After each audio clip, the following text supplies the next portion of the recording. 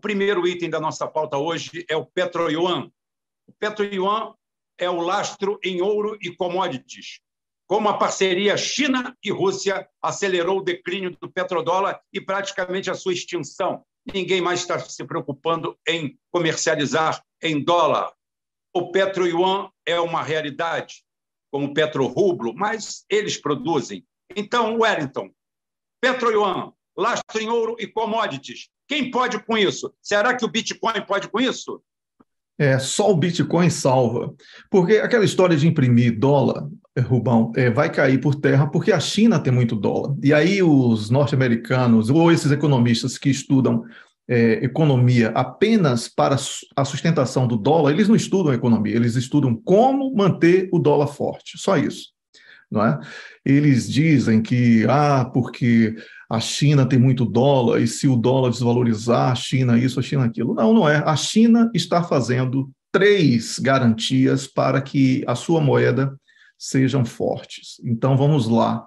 Primeiro, a China é o país que tem a melhor mão de obra qualificada do planeta. Isso é diferencial para qualquer país que queira ser competitivo.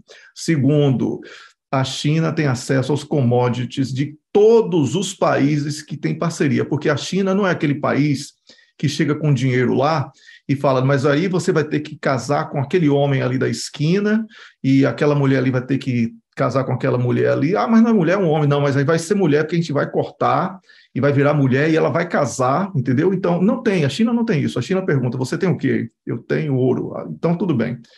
Eu lhe empresto. Se você não me pagar, o ouro é meu. Combinado? Combinado. Pronto. Você faça o que você quiser com o dinheiro e o chinês é dono do seu commodity se você fizer besteira.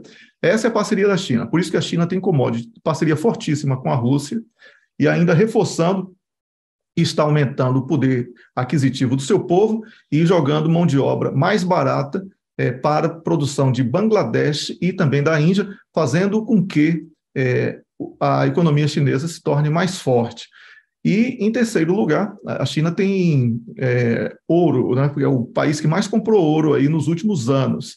E com essa parceria com a Arábia, vai produzir todo o ouro da Arábia Saudita, aquelas barras que você conhece, tirando isso da Suíça. Então, imagine o baque que vai acontecer. Então, os economistas que estudam apenas para a defesa do dólar vão quebrar a cara, porque não existe nenhuma possibilidade de economia virtual, como o Rubem colocou aí, de Bitcoin, de planilha de Excel, de bolsa de valores, etc. Esse tipo de economia não tem como competir com uma economia que está lastreada em algo palpável, algo que você pega.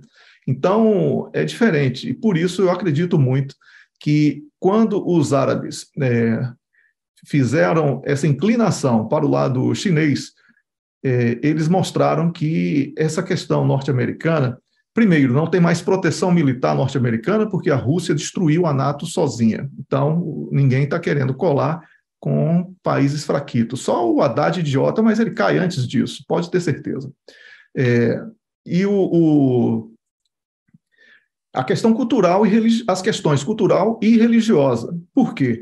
Porque quando um país como os Estados Unidos, os países ocidentais, querem fazer parcerias com os países árabes ou outros países que eles consideram menores, de culturas menores, porque a ocidental é que é linda, não é? Por causa do Pride, que é a única coisa que eles falam é isso, o identitarismo de merda, eles estão vendo isso como uma ameaça às suas culturas e religiões que são seculares. Então, eles não querem esse tipo de influência lá. Olha aí como o Catar foi massacrado durante a Copa, não é? Por causa de bandeirinha Pride, que queriam aparecer, botar no camisa de time, etc. Isso tudo é uma tentativa de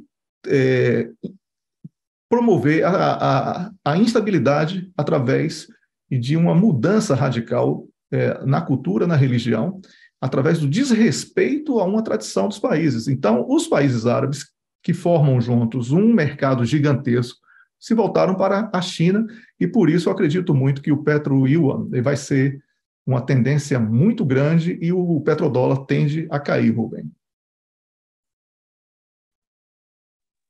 Perfeitamente, perfeitamente. Eu estou aqui vendo aqui a última cotação do dólar, do petróleo, 87,66, viés de subida, subida de 1,74 no último período, que o período compreende 24 horas.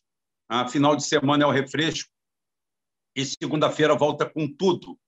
Então, realmente, os cataventos, os carrinhos de pilha, esqueça tudo isso. O mundo ainda depende do petróleo. Qual a saída, Rubem? Bem, a saída, todo mundo arruma uma todo dia. Milhares ou centenas de milhares de pessoas morrem todos os dias. Para essa não há mais problema. Se você quer um jeito pragmático de resolver o problema, é esse. Para quem continua vivendo e quem tem plano de viver, a realidade é que o que nós temos que fazer é otimizar os nossos recursos.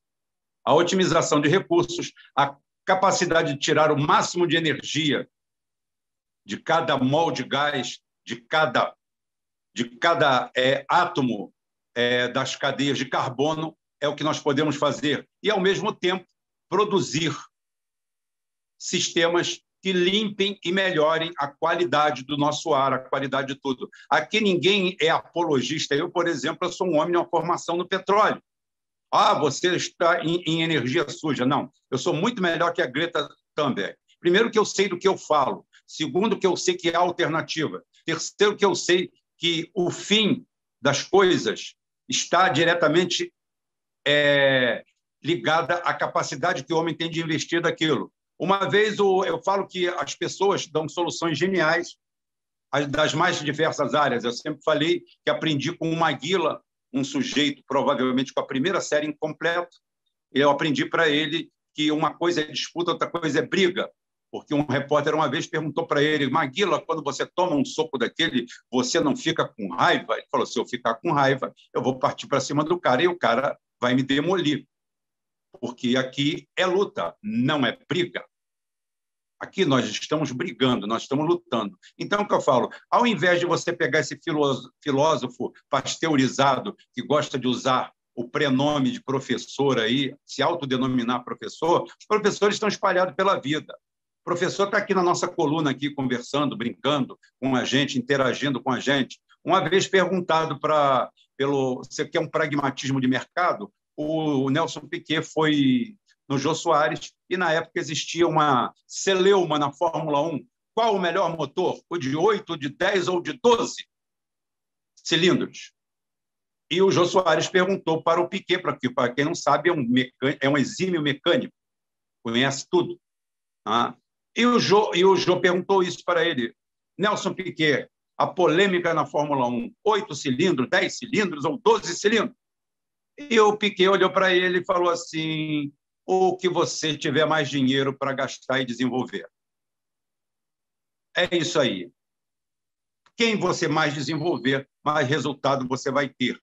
Isso quer dizer o quê? O que você quer dizer com isso, Rubem? Eu quero dizer que nós vamos conviver ainda por mais 200, 300 anos, ou quiçá mais, tá? Com os nossos carvõezinhos liquefeitos, que é o petróleo, o nosso gás bom de cada dia, que, bem utilizado da forma correta, consegue fazer milagres. Hoje, um carro polui 200 vezes menos que um carro há 40 anos atrás. A qualidade do ar do Rio de Janeiro e de São Paulo, só para botar 2 megacentros da América Latina, da Iberoamérica do Brasil, a qualidade do ar melhorou nos últimos 30 anos sobremaneira, mesmo com a triplicação da frota. Então, a poluição que existia no Rio de Janeiro há 40 anos atrás é muito menor hoje, com uma frota muito maior. A diferença se chama tecnologia. Capacidade do ser humano de superar obstáculos. É assim que a sociedade anda. E cuidado com a ciência. Cuidado com a ciência. A ciência, ela só é ciência depois de provada e comprovada. Antes é uma teoria, é simplesmente uma reserva de mercado de alguns que se dizem cientistas. O primeiro médico que na escola de Viena descobriu que patógenos, que ele não chamava de patógenos, provocavam infecção e matavam as pessoas, foi ridicularizado pela ciência. Da onde ele tirou isso? Porque ele descobriu que parteiras, simples parteiras com parco conhecimento médico, faziam partos e a maioria das parturientes sobreviviam. E quando era um renomado médico, um professor, raramente alguma sobrevivia. Uma raramente faleciam, outras raramente sobreviviam. Como? Se o cara sabe muito e a enfermeira sabe menos. Ele descobriu que tinha alguma coisa. O cara saía de uma sala de necrópsia, doutor, tem que fazer um parto ali. Ele ia lá, fazia, contaminava a mãe e o filho, não raro matava os dois. O cara que descobriu isso foi execrado, foi apedrejado. E tem vários pontos pela história fora. Então, a ciência ela só é ciência depois de provada e comprovada. Até esse momento, ela é uma reserva de mercado de certas pessoas que querem tirar benefício dela. Vocês sabem o que eu estou falando e eu não vou aprofundar esse assunto.